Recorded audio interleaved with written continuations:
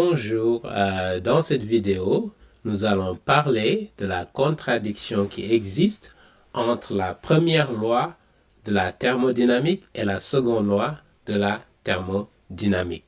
Et pour dire que la science aujourd'hui est confrontée à ce problème de réconcilier la première loi de la thermodynamique avec la seconde loi de la thermodynamique. Si vous postulez l'hypothèse qu'il n'y a pas un Dieu créateur, vous heurtez à cette contradiction. Mais par contre, si vous supposez, si vous postulez qu'il y a un Dieu créateur de cet univers, alors on peut faire une réconciliation entre la première loi de la thermodynamique et la seconde loi de la thermodynamique. Mais avant d'entrer dans les détails, définissons encore la première loi de la thermodynamique et la deuxième loi. La première loi de la thermodynamique nous dit en effet que toute substance, la matière ou l'énergie ou la substance à partir de laquelle l'univers a été créé ne peut ni être créée ni être détruite. Donc cette énergie de départ ne peut être ni créée ni détruite. Voilà ce que la première loi nous dit. Et deux conclusions majeures peuvent être tirées de cette définition. La première conclusion, c'est que la somme totale de l'énergie qui se trouve dans cet univers est constante. Comme elle ne peut être ni créée ni détruite, elle est constante. D'accord? Et la deuxième conclusion qui en découle, c'est que l'énergie de départ doit avoir été auto-existante ou éternelle, d'accord? Puisque elle était là dès le départ. Voilà les deux conclusions majeures. Maintenant, si nous en venons à la deuxième loi de la thermodynamique. Qu'est-ce que cette loi nous dit? Elle nous dit que donc l'énergie qui est utilisable ou l'ordre diminue continuellement, d'accord, dans cet univers au fur et à mesure que l'entropie augmente ou l'état de désordre, si vous voulez, le chaos, l'état d'imprévisibilité augmente au fur et à mesure que l'énergie utilisable diminue dans cet univers. C'est cela la deuxième loi de la thermodynamique.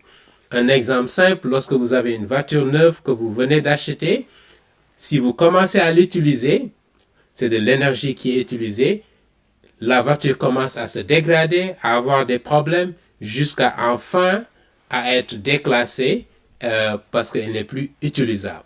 D'accord? Donc c'est un principe. Et nous, les êtres humains également, nous sommes soumis à ce principe de l'entropie, comme on l'appelle, de la seconde loi de la thermodynamique, parce que nous naissons, nous grandissons, nous vieillissons, nos cellules se dégradent et nous mourons. D'accord? Maintenant, il apparaît que donc, il y a une contradiction entre la première loi de la thermodynamique qui postule que cette énergie a toujours été là. D'accord? Par contre, la deuxième loi de la thermodynamique nous dit qu'il est impossible que cette énergie ait toujours existé. D'accord? Pourquoi? Parce que si vous prenez le Soleil, qui a une masse d'énergie, ou les étoiles, qui a une masse d'énergie qui servent justement à la Terre, cette énergie se consume, s'épuise au fur et à mesure. D'accord? Donc, si l'énergie avait été là depuis toujours, de tout temps, aujourd'hui, toute l'énergie qui se trouve dans le Soleil ou dans les étoiles aurait disparu. Parce qu'il aurait été consommé et se serait épuisé il y a très longtemps. Si le Soleil avait toujours été là. Ce qui montre que le Soleil n'a pas toujours été là et qu'il y a eu un moment que ce Soleil a été créé. D'accord? La science nous dit que le Soleil dégage la quantité d'énergie que le Soleil dégage en une seconde est comparable à la quantité d'énergie dégagée par 1 milliard de mégavilles. Des villes comme New York City, d'accord, qui est une grande ville et qui consomme beaucoup d'énergie. Donc, si vous prenez 1 milliard de ces villes qui ressemblent à New York City, la quantité d'énergie qu'elle consomme pendant une année correspond à la même quantité qui est consommée, qui est dégagée par le Soleil en une seconde. Et pour vous dire que cet univers est immense, mais malgré tout, il n'a pas toujours été là. Parce que s'il avait toujours été là aujourd'hui, surtout s'il y a des milliards et des milliards d'années qui étaient là aujourd'hui, toute cette énergie aurait été consommée et aurait été épuisée selon cette seconde loi de la thermodynamique. D'accord? Donc les scientifiques se heurtent à une contradiction et à un problème sérieux de réconcilier les conclusions, si vous voulez, les implications de la première loi comparées à ce que la seconde loi de la thermodynamique nous dit. Parce que si l'énergie de départ a toujours existé, l'énergie aurait atteint un niveau maximum d'entropie depuis très longtemps, d'accord? Et aurait disparu, si vous voulez, d'accord? Maintenant, la science qui postule que la matière ou l'énergie est apparue de façon spontanée à partir de processus naturels, au hasard et à partir de rien, d'accord, se heurte à une difficulté parce que comment peuvent-ils expliquer l'énergie de départ qui était là? Qui a causé cette énergie? Parce qu'il ne peut pas avoir d'effet sans cause, d'accord? Et les scientifiques ne peuvent pas expliquer par aucun autre moyen que la science connaît comment on peut réconcilier, comment cette énergie de départ, d'accord, a pu être créée. D'accord? La science n'arrive pas à trouver, à expliquer comment cette énergie de départ a été créée. Qu'est-ce qui a causé cette énergie? D'accord? Il postule que cette énergie a toujours été là. Ça, c'est une hypothèse qu'on peut avoir, d'accord? Qui aurait créé tout ce qui existe sur cet univers. D'accord? Mais ça pose problème parce que la seconde loi nous dit que cette énergie n'a pas toujours été là. Donc, la seule alternative qui permet de réconcilier la première loi de la thermodynamique et la seconde loi, c'est l'hypothèse de postuler qu'il y a un Dieu créateur qui est auto-existant et qui aurait créé cette énergie de départ.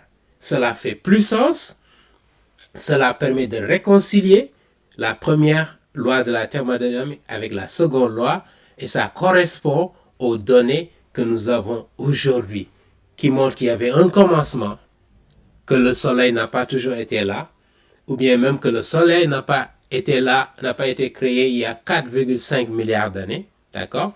Ce qui pose problème par rapport aux données que nous avons aujourd'hui, comment le soleil est, la position du soleil, etc. Et donc, seule l'hypothèse d'un Dieu créateur fait sens et cadre avec les données de la science et permet de réconcilier des contradictions entre des vérités scientifiques, si vous voulez. Et là, je voudrais en profiter pour évoquer une interview qu'un astronome physicien qui était directeur de la NASA qui avait fait une interview à un magazine chrétien qui s'appelle Christianity Today. Et voilà ce que Robert Jastrow, donc le physicien, disait dans cette interview. Je cite, « Les astronomes découvrent maintenant qu'ils se sont peints dans un coin parce qu'ils ont prouvé par leur propre méthode que le monde a commencé brusquement dans un acte de création auquel vous pouvez retracer les graines de chaque étoile, chaque planète, chaque chose vivant dans ce cosmos et sur cette terre. Et ils ont découvert que tout cela s'est produit comme un résultat de forces qu'ils ne peuvent pas espérer découvrir. Qu'il y a ce que moi ou n'importe qui appellerions des forces surnaturelles à l'œuvre est maintenant, je pense, un fait scientifiquement prouvé. Je répète, il dit des forces à l'œuvre maintenant, qu'il y ait ce que moi ou n'importe qui appellerions des forces surnaturelles à l'œuvre est maintenant, je pense, un fait scientifiquement prouvé. Donc, il affirme aujourd'hui ici que nous ne sommes pas limités dans cet univers à des phénomènes physiques qu'on peut observer. D'accord? Il y a des phénomènes ou des forces surnaturelles qu'on ne peut pas observer, mais qui sont à l'œuvre et qui sont scientifiquement prouvées. Et ce qui prouve qu'il y a une intelligence au-delà qui est à l'origine de cet univers, de cette complexité, de ce complexe univers dans lequel nous sommes. D'accord? Et donc la matière, l'énergie et l'intelligence qu'il y a aussi derrière les êtres humains qui sont créés relèvent d'une intelligence supérieure qui est infiniment plus grande, d'accord, et qui serait à l'origine de cette matière, de cette énergie dont les scientifiques nous parlent, qui était là au départ. Et cet être ne peut être que le Créateur qui est auto-existant et dont la Bible nous dit qu'il est éternel, qu'il est auto-existant. Vous vous rappelez, Moïse, lorsqu'il a rencontré Dieu dans le buisson ardent pour la première fois, dans le livre de l'Exode au chapitre 3, verset 14, il demande à Dieu, quel est votre nom?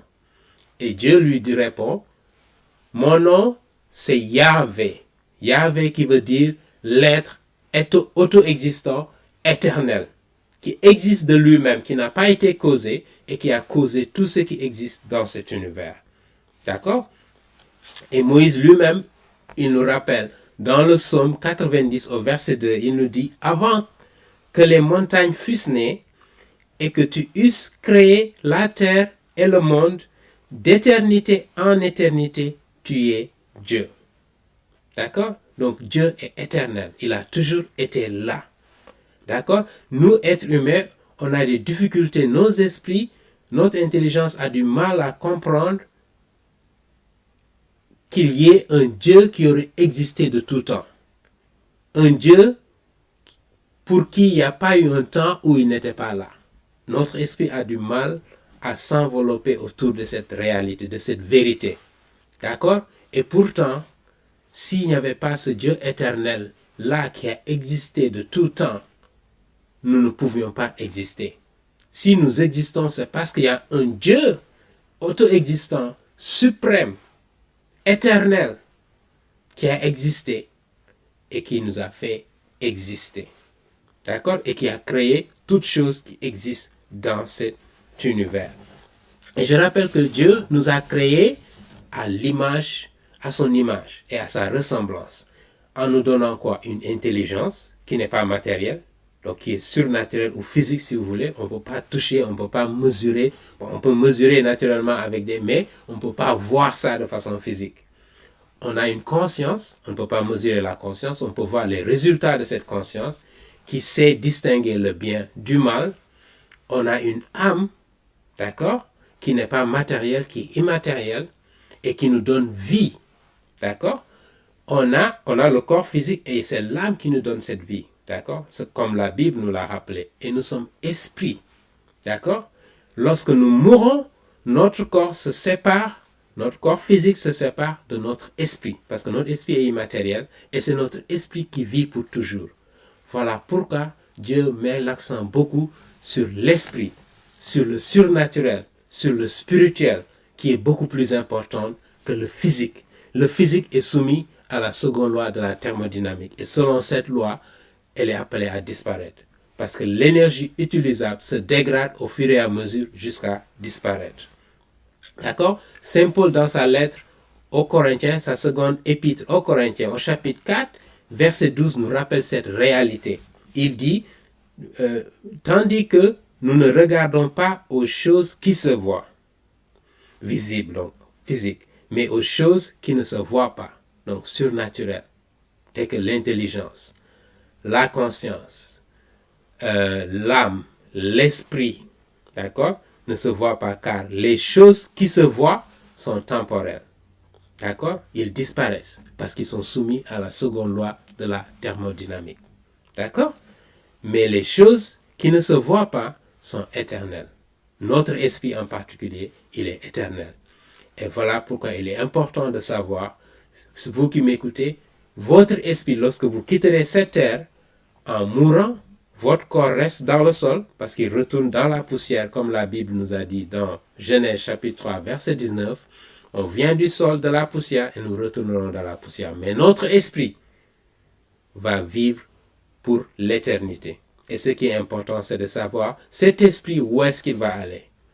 Est-ce qu'il va aller en présence de Dieu pour être en communion avec lui pour l'éternité, ou est-ce qu'il va aller hors de Dieu, loin de Dieu, dans le feu de l'enfer? Voilà les deux seules options qui existent. D'accord? Et la Bible nous dit comment faire pour vous assurer que vous allez au bon endroit. D'accord?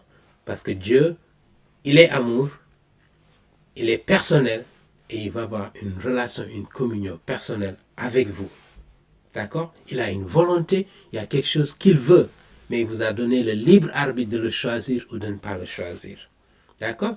Dieu est un être, à cause de son intelligence infinie, il pense. Il a la capacité de penser et de raisonner. Et voilà pourquoi il a insufflé en l'être humain cette intelligence pour que nous puissions raisonner comme lui. Et voilà pourquoi je cherche à raisonner dans ce ministère. Nous cherchons à raisonner avec les êtres humains pour les amener à la connaissance de la vérité, à une transformation de leur cœur spirituel et de leur vie, pour que lorsqu'ils quittent cette terre, ils aient l'assurance qu'ils seront auprès de Dieu pour l'éternité. Le livre d'Ésaïe, le prophète Ésaïe nous rappelle, dans Ésaïe 55, verset 8, Dieu dit, mes pensées ne sont pas vos pensées, vos voix ne sont pas mes voix. Pour dire que Dieu, même s'il est intelligent, même s'il nous a créés avec une intelligence, qu'il veut qu'on reflète son intelligence dans tout ce que nous faisons, tout de même, il est différent de nous. Il se distingue parce que c'est lui qui nous a créés. C'est lui qui est à l'origine de tout ce qui existe dans cet univers, y compris l'énergie de départ qu'il avait créée et qu'il a créée de façon constante selon la première loi de la thermodynamique. Mais selon la deuxième loi, il y a eu un moment que tout a commencé. Tout n'a pas existé de tout temps. D'accord? Et il nous dit également, dans Ésaïe chapitre 1, verset 18, « Venez maintenant et raisonnons ensemble, dit l'Éternel. » Et je voudrais également vous inviter à cette réflexion. Réfléchissez sur ce que la science nous offre, mais assurez-vous de ne jamais écarter de cette science le Dieu qui est à l'origine de cette science. Si vous postulez que Dieu existe et qu'il est à l'origine de cet univers qui a été créé, qui a eu un commencement, selon la théorie générale de Einstein, qui est vérifiée aujourd'hui, d'accord, et la seconde loi de la thermodynamique, on peut réconcilier le fait que la première loi de la thermodynamique nous dit qu'il y avait une énergie au départ, qui avait une somme totale, qui a une somme totale d'énergie qui existe dans cet univers, qui ne peut pas être créée, qui ne peut pas être détruite. En même temps, cette énergie a été créée au départ par un être qui est extérieur et qui a causé cette énergie. D'accord? Et à partir de là, nous avons toutes les matières, tout ce qui existe dans cet univers, à partir de là, comme la science nous le prouve. Donc, en conclusion, lorsque vous mettez les choses à leur place et lorsque vous avez cette vision créationniste qui postule l'existence de Dieu, vous êtes en mesure de faire de la science, de la bonne science, et vous n'êtes pas biaisé dans vos jugements parce que vos jugements sont en concordance avec Dieu, ce que Dieu nous a laissé comme révélation. D'accord? Je m'arrête là, je vous remercie de votre attention et je vous dis à très bientôt.